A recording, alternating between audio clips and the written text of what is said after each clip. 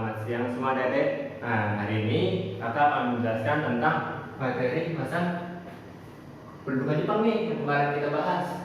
Kemarin kan kita sudah jelasin tentang Jepang ini, alasan dia datang ke Indonesia dan prosesnya si Jepang ini hingga sampai ke Indonesia. Selanjutnya yang kita bahas tuh kebijakan apa sih yang dia berlakukan selama dia datang di Indonesia, selama dia menduduki Indonesia. Di sini ada beberapa kebijakan. Nah, kebijakannya di sini yang pertama yaitu kebijakan organisasi sosial yang dibuat oleh Jepang. Di mana organisasi sosial ini bentuknya semacam organisasi yang digunakan untuk menggalang simpati rakyat Indonesia terhadap Jepang. Karena kan Jepang awalnya dia datang ke Indonesia kan dia membuat citranya dia itu sebagai penolong Indonesia dari pendudukan Belanda sebelumnya. Nah, di sini dia ingin menggalang sebanyak mungkin rasa simpati masyarakat Indonesia kepada Jepang agar masyarakat Indonesia itu mau mendukung Jepang. Nah, di sini beberapa kebijakan yang dibuat oleh Jepang. Yang pertama, di sini ada propaganda 3A. Apa sih propaganda 3A? Propaganda 3A ini merupakan organisasi yang awalnya dilakukan oleh langkah awal yang dilakukan Jepang, yaitu di mana 3A ini yang pertama Jepang pelindung Asia, Jepang pemimpin Asia, dan Jepang itu merupakan pemimpin Asia, seperti itu. Nah, si Jepang ini menggaungkan 3A ini yang tadi, yang sehingga membuat dia itu sebagai pelindung, pemimpin, dan penjaga di Asia, termasuk Indonesia. Tujuannya di sini ada beberapa, yaitu dalam propaganda 3A ini, si Jepang ini memberikan beberapa kemudahan kepada masyarakat Indonesia dibanding dengan kependudukan Belanda pada saat sebelumnya. Di mana di sini ada kemudahan beribadah, terus sini mengibarkan, diperbolehkannya masyarakat Indonesia mengibarkan benderanya yaitu bendera merah putih, dan tapi dia harus berdampingan dengan bendera Jepang. Terus juga diperbolehkan menggunakan bahasa Indonesia. Kalau pada saat pendudukan Belanda kan masih campur-campur dan dimayoritaskan dengan bahasa Belanda. Selanjutnya, nyanyikan lagu kebangsaan Indonesia Raya bersamaan dengan harus lagu kebangsaan Jepang yang namanya judulnya Kimigayo. Ini sama dengan ini. Jadi istilahnya awalnya itu diperbolehkan secara dengan terbuka bahwa masyarakat itu boleh membuka atau menampilkan jati dirinya, tapi harus berdampingan dengan Jepang, contohnya kayak gitu.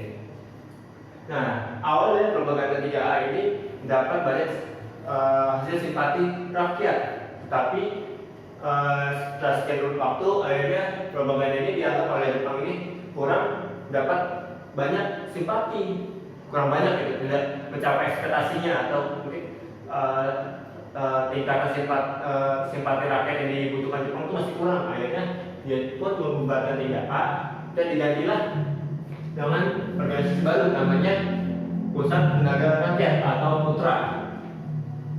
Nah, Putra ini merupakan organisasi yang dibentuk oleh organisasi Jepang untuk memfasilitasi atau mempersiapkan dengan tokoh-tokoh perjuangan Indonesia untuk nanti Indonesia itu nanti bisa dijadikan untuk bisa merdeka, seperti itu. Nah, sehingga di sini dikumpulkanlah tokoh-tokoh perjuangan Indonesia. Salah satunya disebut sebagai 4 serangkai. Ada Soekarno, Hatta, Mansur, sama Dewantara.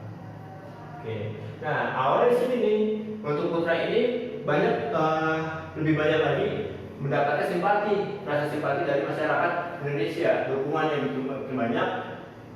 Tapi pada akhirnya dukungannya itu masih kurang banyak lagi oleh Jepang. Akhirnya dibubarkan Putra ini dan digantikan oleh Masyumi. Nah, untuk Masyumi ini merupakan organisasi selanjutnya yang berpusat dengan mayoritas masyarakat Indonesia, di mana pada saat itu masyarakat Indonesia itu dimayoritasi atau didominasi oleh masyarakat kaum muslimin atau beragama Islam, sehingga dibentuklah organisasi Masyumi ini.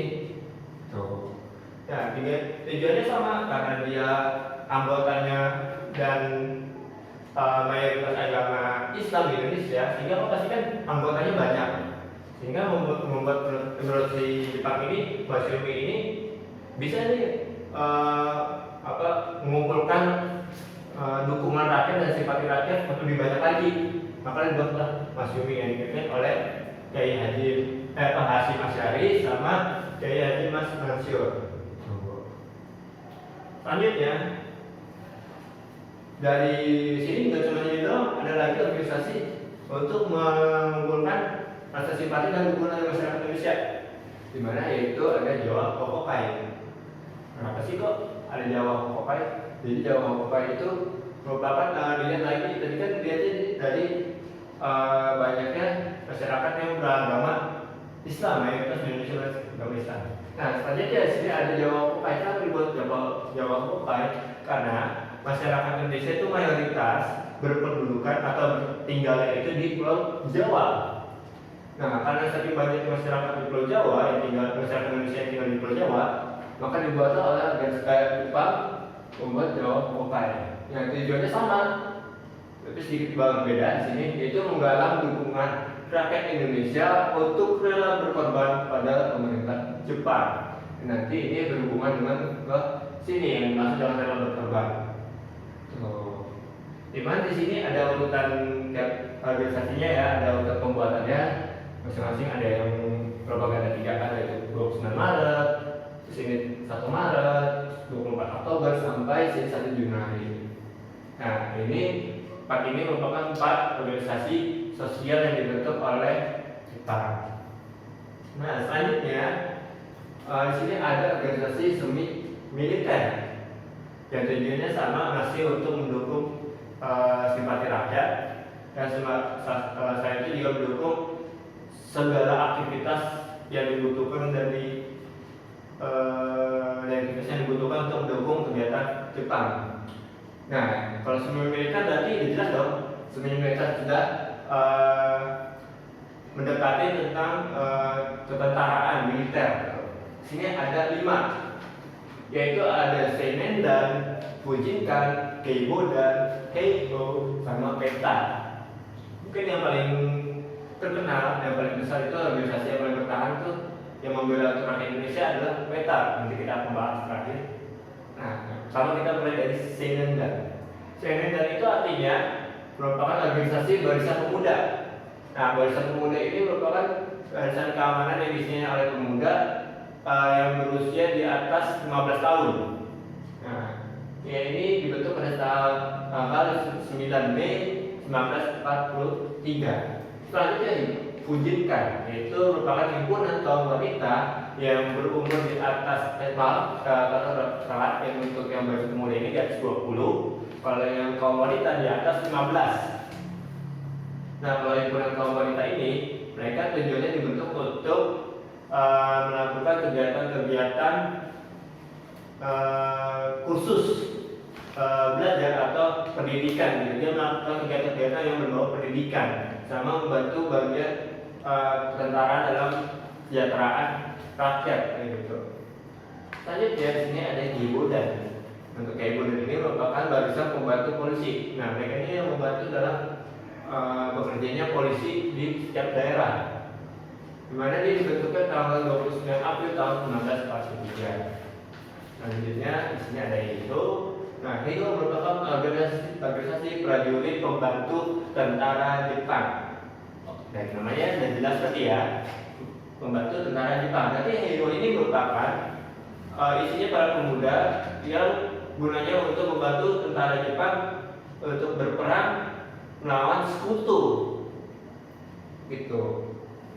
Nah, membantu ya, membantu Jepang untuk melakukan perang melawan sekutu. Nah, terakhir di sini ada membela tanah air PETA. Nah, PETA ini merupakan yang terjun ke luar Indonesia, membantu untuk mempertahankan Indonesia dari serangan sekutu. Itu membantu Jepang untuk mempertahankan Indonesia dari serangan sekutu ya.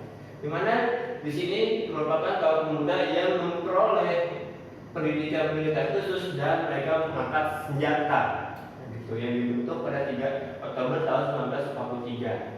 Nah, nanti PETA ini juga merupakan organisasi semi militer yang nanti akan digunakan oleh para tokoh pejuang ini untuk menyerang balik Jepang, untuk menyerang balik Jepang, tapi pada akhirnya Keita sendiri nanti kalah gitu, tidak kuat melawan pasukan Jepang. Oke, nanti selanjutnya lagi kita ada organisasi nomor 2, nanti kita masuk yang ketiga yaitu organisasi.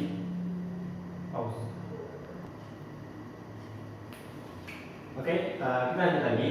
Tadi kan kita baru sampai yang organisasi semi militer. Nah, yang ketiga ini ada pengerahan Romusa. Romusa itu sama kayak pada masa kolonial Belanda yang disebut Zaroni.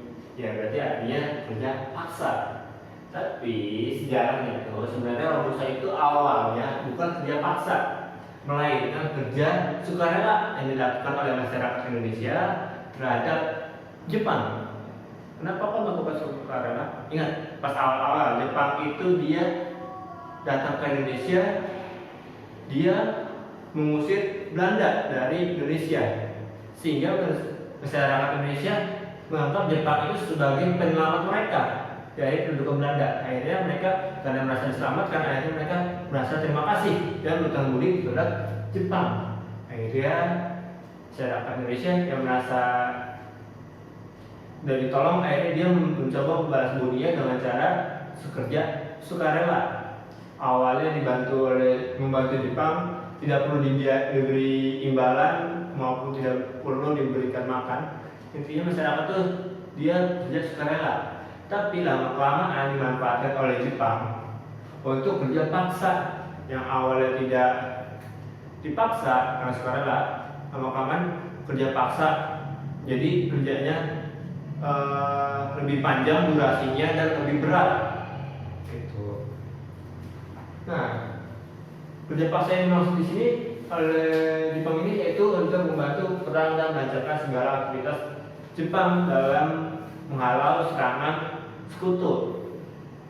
Pada saat adanya Romusa kerja paksa, ada beberapa kondisi yang sangat mengenaskan dialami oleh para pekerja, baik pekerja maupun masyarakat Indonesia. Salah satunya di sini ada 5, yaitu tidak adanya kesempatan mengenyam pendidikan oleh masyarakat Indonesia. Karena pada saat ini masyarakat Indonesia itu banyak diserap sumber daya manusianya untuk bekerja di bawah Jepang.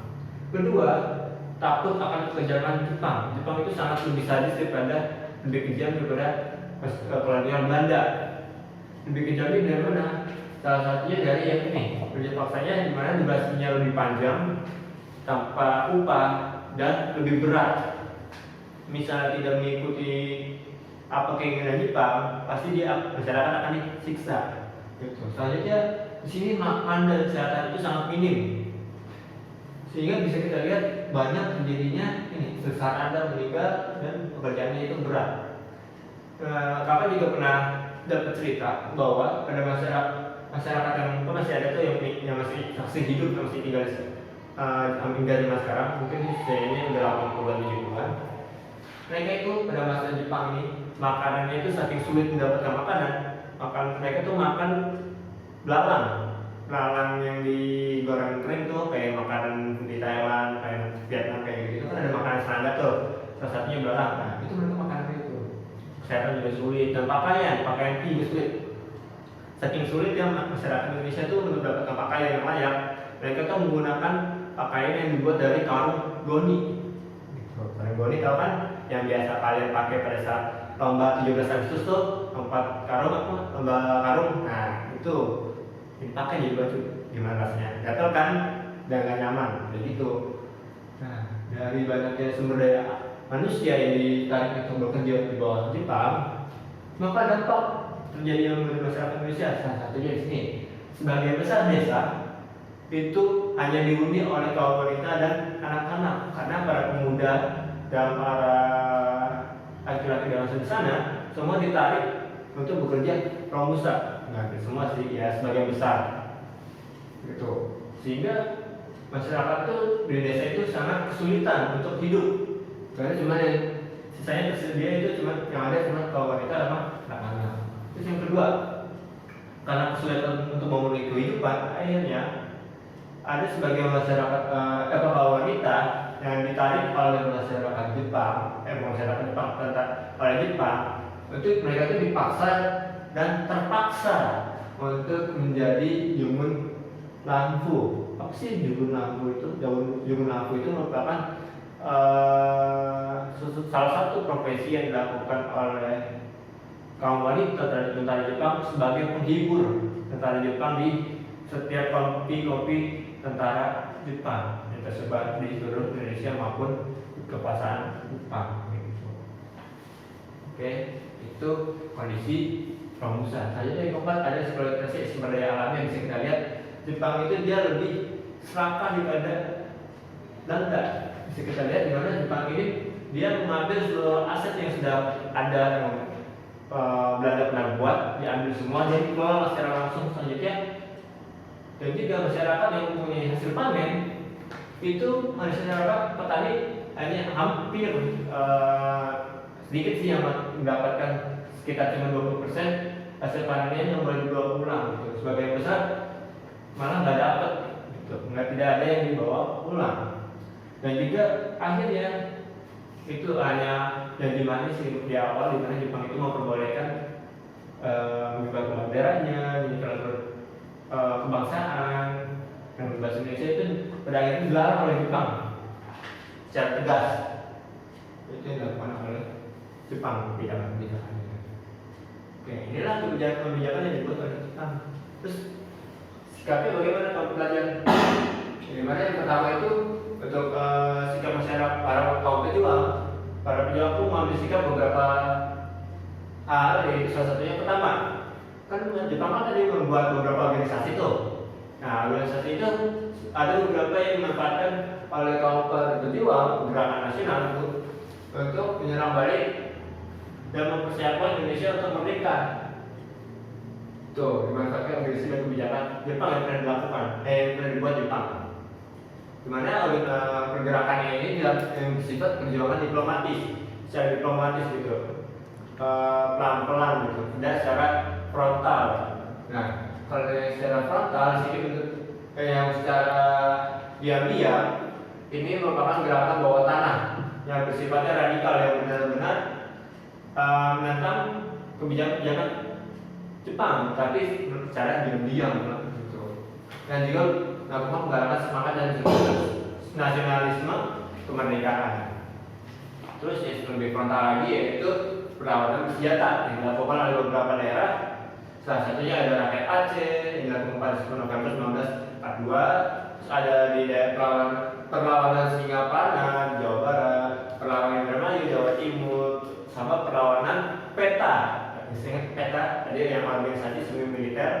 Nah, itu berperan juga dalam perlawanan senjata oleh kaum pejuang Indonesia di Blitar, Jawa Timur.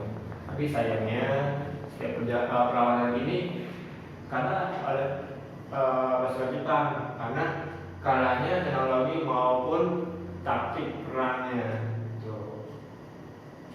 Dan perlawanan PETA ini merupakan salah satu perlawanan terbesar dari masyarakat Indonesia dalam menghalau pendudukan Jepang di Indonesia daerah. Selanjutnya, apa sih perubahan yang terjadi pada masyarakat Indonesia pada masa kolonial? Pada masa Belanda ada banyak tuh.